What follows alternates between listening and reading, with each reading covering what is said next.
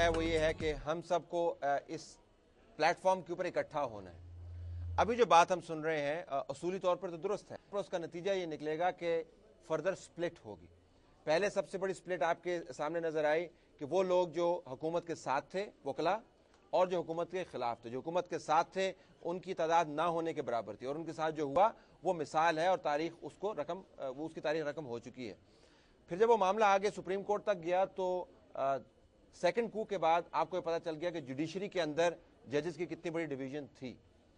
अब जजेस और वकला हुकूमत के मामले पे अलग-अलग खड़े हैं।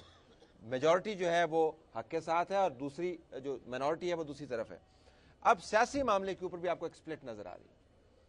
जो वकला बरादरी का कोर है उसके अंदर से बाज लोगों का ख्याल होगा कि हमें पॉलिटिकल प्रोसेस के साथ एसोसिएट होके अंदर से तब्दीली लाने की जरूरत है, और दूसरे धड़े का ख्याल ये होगा कि ये प्रोसेस ही अनकॉन्स्टिट्यूशनल है, इसको इंडोर्स नहीं करें। फर्दर स्प्लिट, और जो मूवमेंट स्प्लिट होती है वो ताकत नहीं पकड़ती, कमजोर होती। देखें तभी भी ये बात डिबेटेबल है कि इलेक्शन में हिस्सा लेना चाहिए या नहीं लेना चाहिए। उसूली तौर पर तो ये बात बिल्कुल ठीक है कि पीसीओ इमरजेंसी और इन हालात में कि जब आपके पास कोई और चॉइस नहीं, आप इलेक्शन के अंदर जा रहे हैं और इंडोर्स कर रहे हैं उस सारे प्रोसेस को जो कि पहले से जिसका फैसला कर दिया गया है, इलेक्शन फिक्स कर दिए गए, हर आदमी के लिए थोड़ा हिस्सा जो है वो रख दिया गया ताकि कोई फ्रस्ट्रेट होकर सड़कों पे ना आए।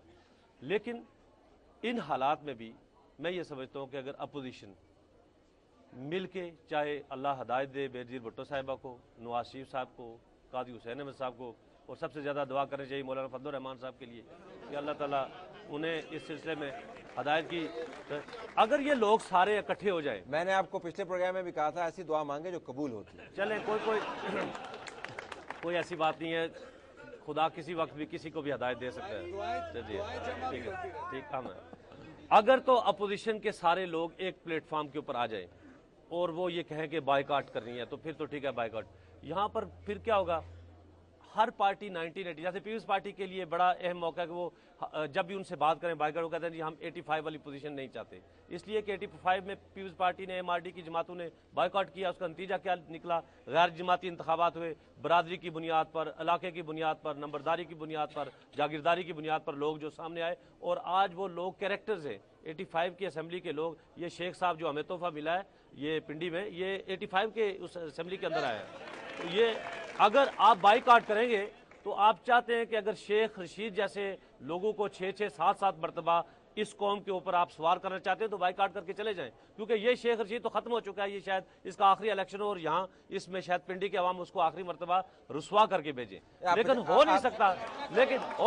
लेकिन अगर आप ये करेंगे, बाइकआउट करेंगे, तो इस तरह से नए शेख रशीद जन्म लेते रहेंगे और स्टैब्लिशमेंट के लिए काम करते रहेंगे। तो आपके ख्याल में बाइकआउट नहीं करना चाहिए? बाइकआउट नहीं करना चाहिए, अंडर प्रोटेस्ट भी शामिल हो ताकि लोगों को एक चॉइस मिले।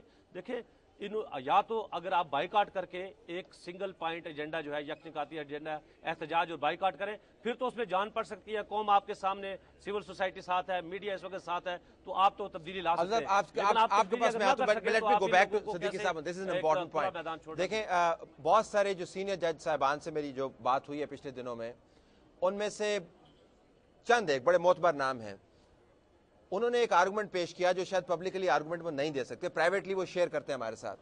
वो कहते हैं कि शायद बहुत सारे अच्छे जजेस को पीसीओ के तहत ओथ ले लेना चाहिए था। उसकी वजह मैं आपको बताता हूं।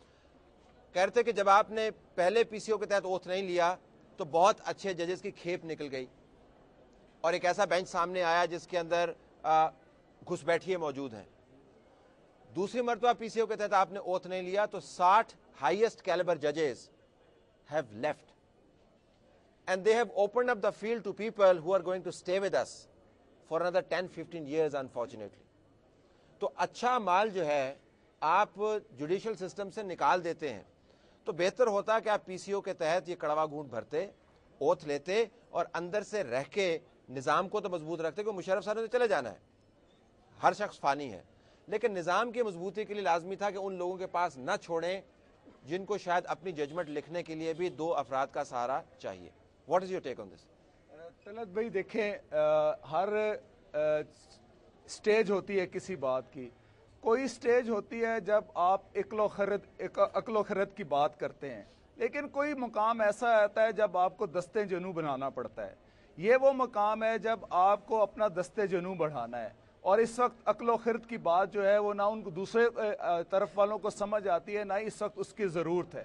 بات یہ ہے کہ جب آپ پی سی او کے تحت حلف اٹھاتے ہیں تو پھر آپ فیصلہ بھی پی سی او کے تحت کرتے ہیں, اور پھر پی سی او کے تحت فیصلہ وہی ہے جس کے تحت آپ نے حلف اٹھایا ہے.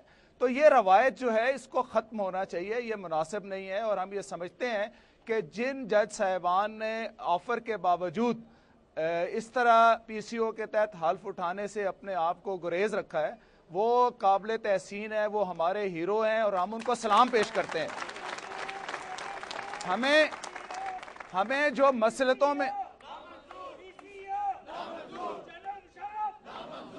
ہمیں جو اس سٹیج کے اوپر مسلطوں کا شکار ہو جائے یا حکمتوں میں گر جائے وہ افراد نہیں چاہیے.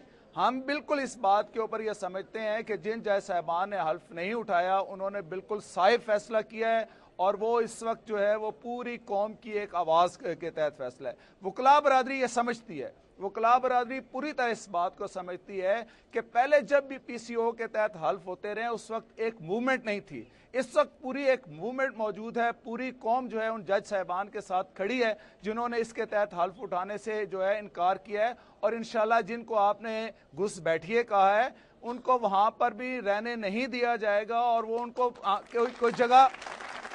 کوئی جگہ نہیں ملے گی جہاں پر وہ گھس سکیں. یہ ایک بہت بڑی انشاءاللہ آپ ایک تبدیلی ملک کے اندر. کاشف لیول ہیڈڈ انالیسس ہمیں چاہیے.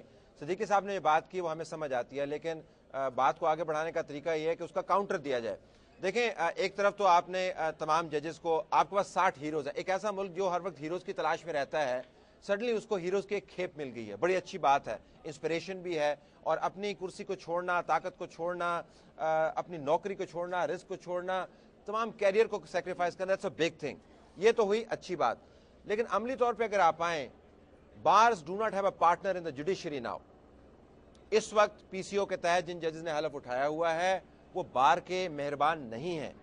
اگر آپ نے آئینی تحریک کو آگے لے کے چلنا ہے تو بغیر پارٹنر کے آپ کیسے لے کے چلیں گے؟ یور ٹیک آن دس. پہلے بھی ڈیبیٹ ہو چکی ہے, ٹرانزیشن ورسز ٹرانسفارمیشن کی ڈیبیٹ جو ہم پہلے بھی کرتے آئے ہیں ٹیلی ویژن پر. جب صدر مشرف کی وردی کا معاملہ تھا سب نے کہا کہ جی چلیں وردی اتار دیں, صدر بن جائیں, اس کے بعد دیکھا جائے گا. ایک ٹرانزیشن ہے.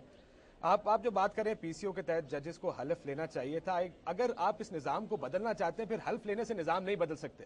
اب نظام بدلنے کا وقت میرا خیال ہے شاید پچھلے 60 سال میں پہلی مرتبہ یہ موقع آیا کہ پورے کا پورا نظام تبدیل کر کے رکھ دیا جائے. پہلی دفعہ 60 ججز آپ کے ساتھ کھڑے ہیں, وکلاء آپ کے ساتھ باہر سڑکوں پر ہیں, سول سوسائٹی باہر ہے. سیاستدانوں نے صرف یہ فیصلہ کرنا ہے کہ وہ کرنا کیا چاہتے ہیں. یہ وقت فیصلہ کیا ہوا ہے انہوں نے, وہ تو الیکشن میں حصہ لیں گے, وہ تو فیصلہ کیا ہوا ہے. چل لیٹس سی, مجھے لگتا ہے کہ ایسا شاید نہ ہو. مجھے یہ لگتا ہے کہ اگلے 4-5 دن میں اہم فیصلے سامنے آئیں گے. اگر بینظیر بھٹو اور نواز شریف آپس میں کسی قسم کا ارینجمنٹ کرنے میں کامیاب ہو گئے تو مقناطیس کی طرح شاید مولانا فضل الرحمان کو کھینچ ہی لیں. بڑا بھاری ہے لیکن شاید کھینچ کے آ ہی جائیں گے یہاں پہ. لیکن یہ وقت ہے نظام کو بدلنے کا. اگر اس وقت آپ اس نظام کا حصہ بنیں گے تو پھر آپ یہ نظام پھر اگلے 20-30 سال نہیں بدل سکتے. اگر کوشش کیا کرنی ہے, ججز آپ کے ساتھ ہیں جیسے میں نے پہلے بھی کہا, وکیل باہر سڑکوں پر ہیں, صحافی اس وقت یہ بات کر رہے ہیں کہ نظام بدلنے کی ضرورت ہے, اور نظام بدلنے کا اس سے اچھا موقع آپ کو اس لیے نہیں مل سکتا کہ آپ کا جو آمر ہے وہ آج کمزور ہے اور جو اسٹریٹ پر طاقت ہے وہ بہت زیادہ ہے.